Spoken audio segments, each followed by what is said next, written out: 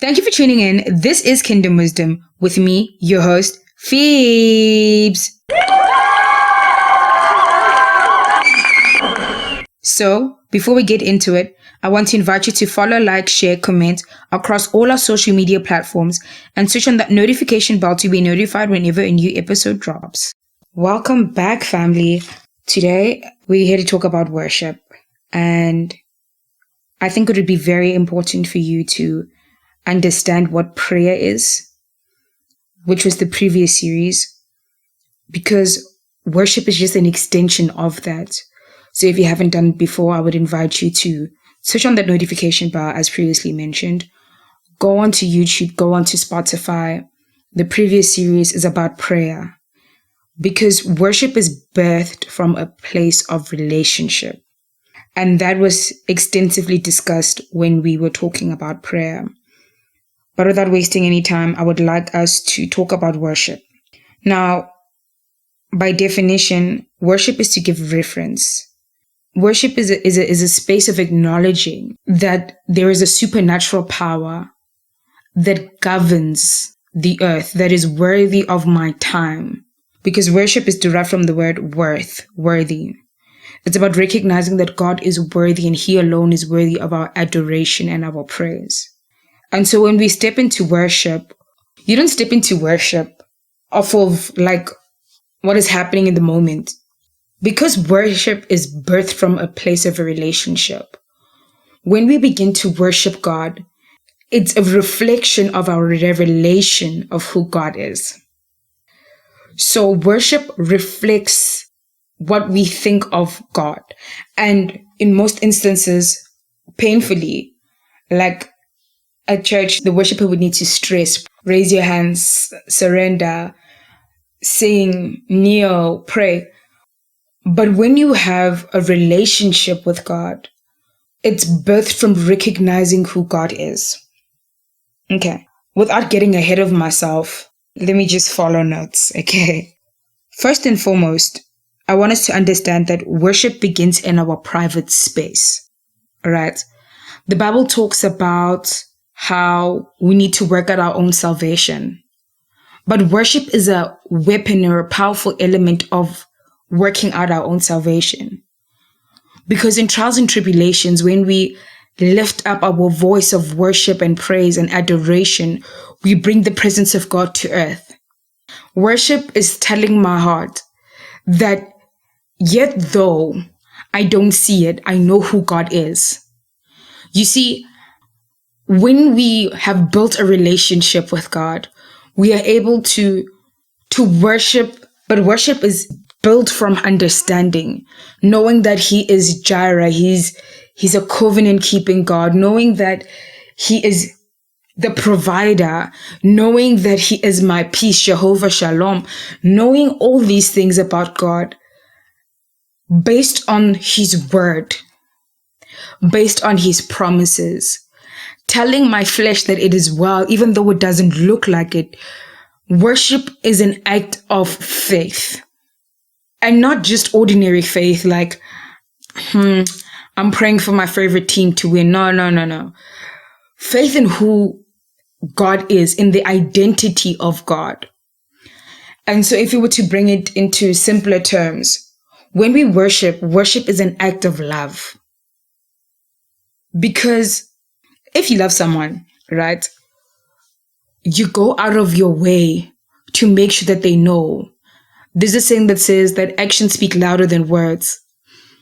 Worship is an act. And therefore, worship is a lifestyle. It's not just a song that we sing. It is not just in the lyrics, but it's about bringing that truth down into our hearts and having that understanding that who I worship is greater than my mind can even comprehend, greater than my words can convey. Having that understanding of who God is. It's not just about what we have going on right now. And like, because praise is easy. I must say, praise is easy. Like, praise is easy. Praise is so easy because it's just about giving thanks. Like, the motive behind praise is giving thanks. So when I give thanks, I'm basically coming into the space and saying, okay, God, I'm thankful that I woke up today. And so I will clap my hands. I will jump because the melody allows. I will scream because that's the vibe. That's what it is. It's a moment of gratitude, you see. But worship goes deeper than that. And so worship is birthed from our own revelation of who God is. Worship is about understanding that all things were created to please God. He created it for himself, to bring adoration to himself. Worship comes from a place of encountering God. Worship is about God. You see, the biggest mistake that we make when we walk into the presence of the Lord, when we go to the altar of God, when we're in a corporate worship setting, even in our own private worship setting, we think that worship is based on me, based on my emotion, based on the fact that today I'm not feeling too grand, so I'm not going to do it. We think that worship is to showcase our own ability. Do you see? That's where the mistake is. Worship is not about my ability. Worship is coming to the end of myself. Worship is a point of humility and coming before God and recognizing that Him alone is worthy of my adoration. John 4 verse 23 to 24 in the New King James Version. But the hour is coming, and now is when true worshippers will worship the Father in spirit and in truth. For the Father is seeking such to worship Him. God is spirit, and those who worship Him must worship in spirit and in truth. And so, in order to understand that or to move in that knowledge of worshiping God in spirit and in truth, it's about building a relationship with God. And one person that I would love to focus on right now, the man of the hour that we will focus on, is Abraham and the life of Abraham. You see, Abraham was called by God, which is a revelation for now. We are called by God, and God calls out Abraham in Genesis 12. You will read about the life of Abraham, but from Genesis 12, if you desire to follow with me. But I would really encourage you to just go out there and read the life of Abraham to understand why worship was mentioned in association with him for the first time. Okay. So in verses 1, Genesis 12 verses 1 in the New King James, it says, "Now the Lord had said to Abraham, get out of your country, from your family, and from your father's house, to the land that I will show you." Verse 2, "I will make you a great nation. I will bless you and make your name great, and you shall be a blessing." Verse 3, "I will bless those who bless you, and I will curse him who curses you. And in you all the families of the earth shall be blessed." Verse 4, "So Abraham departed as the Lord had spoken to him, and Lot went with him. And Abram was 75 years old when he departed from Haran." So Abraham hears the Lord, and the Lord is speaking to him. And I think the very important thing for us to understand is that the Lord found him, right, in the midst of a family that was not after the heart of God. Okay. One of the things we need to understand is that Abraham's family was not a family that was following God. But God found him and spoke to him, and God chose him. And so he goes on this journey with the Lord. He's going on this journey with the Lord. And the most important thing for us to understand is that Abraham is encountering God for himself. And so as we go down in verse 7 of the same chapter 12 in the New King James, the Lord appears to Abram and said, then the Lord appeared to Abraham and said, "To your descendants I will give this land." And there he built an altar for the Lord who had appeared to him. One of the things I desire for us to understand is what an altar is. So he built an altar on a promise that God had said, He's seeing it, he's seeing the promise, and it is not yet fulfilled, but the Lord is speaking to him, and so he's building an altar. So in the Old Testament, an altar was built. It was a place of interaction with God. It was a sign of God's presence, that God had been there. And on that altar, there was prayer, worship, and a sacrifice. Every altar has a sacrifice. And this notion that following Christ is the most easiest thing you could ever do is a lie. Living a holy life that is acceptable and pleasing to God is a sacrifice. Because truthfully speaking, sin is enjoyable. But having an encounter with your Maker is the desire. Because the world will deceive you, and you go out there and you will go on thirsting and thirsting. And at first glance, it's beautiful. I mean, Jesus himself was tempted. In Luke 4 verse 6, it shows us that. Because the devil loves to show us quick fixes.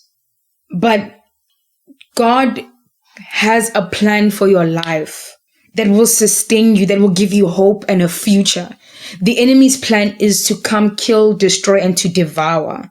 And so the reason why I'm speaking about this is because in Luke 4 verse 6 to 7, the devil says to Jesus, right? He says, and the devil said to him, all this authority I will give to you, and their glory, for this has been delivered to me, that I will give it to whomever I wish. Therefore, if you will worship before me, all will be yours. And Jesus answered and said to him, get behind me, Satan, for it is written, you shall worship the Lord your God, and him only you shall serve. Worship is a very difficult act. Building an altar is a sacrifice. Worshipping God is a sacrifice. It is coming to the end of yourself. Abraham left his sacrifice at the altar based on a promise that God had said. It's not that he was seeing the promise. Then he's like, okay, because I see it. That's why worship is first derived in a place of spirit, where your spirit seeks after the heart of God, because worship looks directly at your heart. God is not a God that is fooled by our looks and our actions and what we do. Like men get excited about what we do. Oh my word. Listen, she's fasting because she's showing it. Oh my word, she is doing the most, That's what men gets pleased by. But God doesn't care about that. Even when they appoint David, God says, do not look at the outer appearance. I am a God of the heart. God is searching the heart. And Abraham builds this altar.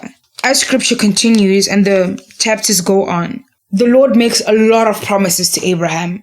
The Lord promises him, yet though he's at 75 and his wife is aged, the Lord is promising a lot. He's waiting for years and years and years before the Lord fulfills the promise. He is waiting on the promise of the Lord. And I think we all know the story. Eventually he gets tired. Not really him, but Sarah gets tired and she's like, bro, I mean, come on. And I think that's what happens when we build and we focus on developing a relationship with God. Our focus should be God. Because people will tell you that, yes, God has spoken and you've waited and it's not happening. People will discourage you because people are moved by what they see. But your relationship with God is a faith-based relationship. It's what your eyes have not yet seen, but you believe in your heart because God has said it. And because God says it, he will do it. And eventually, Abraham has Ishmael, who is not necessarily the promised child. And there's a delay in the promise. But Abraham continues to serve the Lord, and the Lord continues to speak to Abraham, and Abraham continues to build altars, and God continues to reveal himself. But one of the things that I would love to discuss is in Genesis 22. All right. So, firstly, worship is about obedience. Worship has sacrifice attached to it because it's coming to a point of complete surrender. And so in Genesis 22, from verses 1, in the New King James, I will be reading. Now it came to pass after these things that God tested Abraham and said to him, Abraham. And he said, Here am I. Then he said, Take now your son, your only son, Isaac, whom you love, and go to the land of Moriah, and offer him there as a burnt offering on one of the mountains which I shall tell you.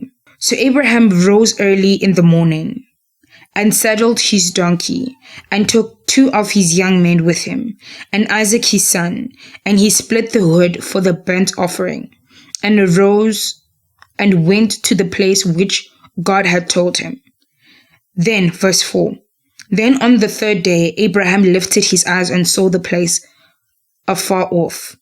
Verse 5, And Abraham said to the young men, Stay here with the donkey and the lad, and I will go yonder and worship, and we will come back to you. Okay, I just want to stop there because I desire for us to see that faith was an element of it.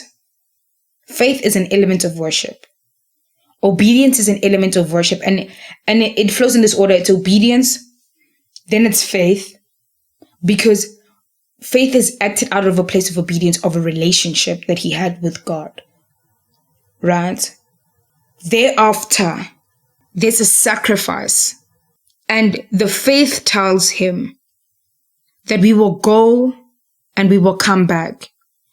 The assignment is for the boy to be slaughtered and sacrificed. But because he has a relationship with God and he's seen the faithfulness of God in the land of the living, and he acknowledges God, he has faith that he will come back. And he's saying these things, yet though he doesn't understand what will happen on that mountain. And he's prepared. And I want you guys to see that he's prepared. He's not just saying it, but God has seen his heart. And so we will continue verse 6. So Abraham took the wood of the burnt offering and laid it on Isaac, his son. And he took the fire in his hand and a knife, and 2 of them went together. But Isaac spoke to Abraham, his father, and said, My father. And he said, Here I am, my son. Then he said, Look, the fire and the wood, but where is the lamp of the burnt offering? And Abraham said, My son, God will provide for himself the lamp for a burnt offering. So the 2 of them went together. Then they came to the place which the Lord had told him.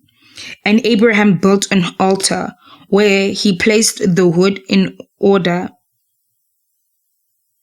and he bound Isaac his son and laid him on the altar upon the wood. Verse 10. And Abraham stretched out his hand and took the knife to slay his son. But the angel of the Lord called to him from heaven and said, Abraham, Abraham. So he said, Here am I. And he said, Do not lay a hand on the lad, nor do anything to him. For now I know that you fear God, since you have not withheld your son, your only sacrifice, from me. And Abraham lifted his eyes and looked behind him, and there behind him there was a ram caught in the thicket. So Abraham went and took the ram and offered it up as a burnt offering instead of his son. And Abraham called the name of that place, The Lord will provide, as it is said to this day, In the mount of the Lord it shall be provided. Whew, that was verse 14. I think the importance of this message today was to recognize that God evaluates our heart. There's so many things that we worship. There's so many things that we place before God.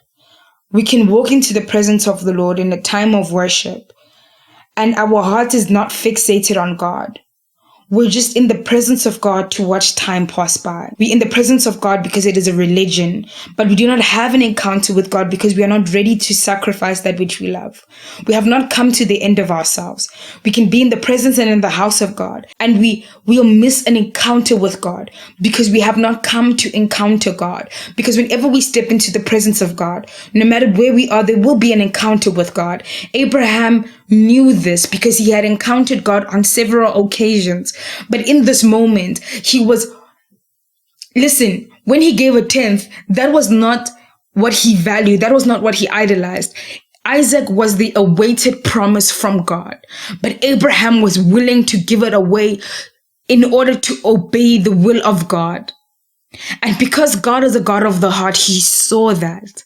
And when God saw that, he recognized that this man fears me.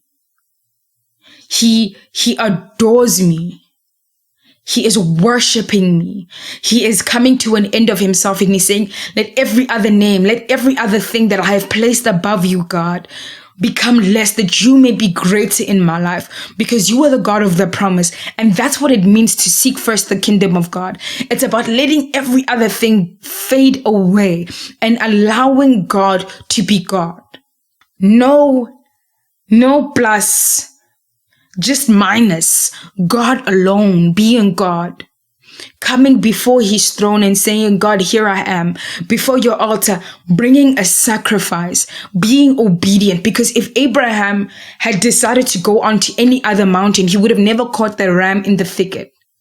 But God provides in a place of worship. That is where the miracle is found. In a space of worship, we encounter the presence of God. And because worship is giving adoration to God, not focusing on what he can do, not focusing on what he has done, but coming to him and saying, God, you are faithful. You are worthy and deserving of my time, because time has become an idol. You are worthy and deserving of this particular moment. You are worthy and deserving of what is going on right now. I do not care how people look at me. I do not care about what I'm wearing, but I've come into this place to meet you, to have an encounter with you, because an encounter with God will change your life forever. Abraham's name changed from Abram to Abraham because he had an encounter with God. It's all about encountering God. It is all about building a relationship with God. It is all about obedience. It's all about faith. It's all about sacrifice. That is an act of true worship. It's an act of surrender. So today I desire for you to realign yourself and ask the Lord, what is it that he desires from you? And to let every other thing that you have built above God be placed low, that you may have an encounter with God.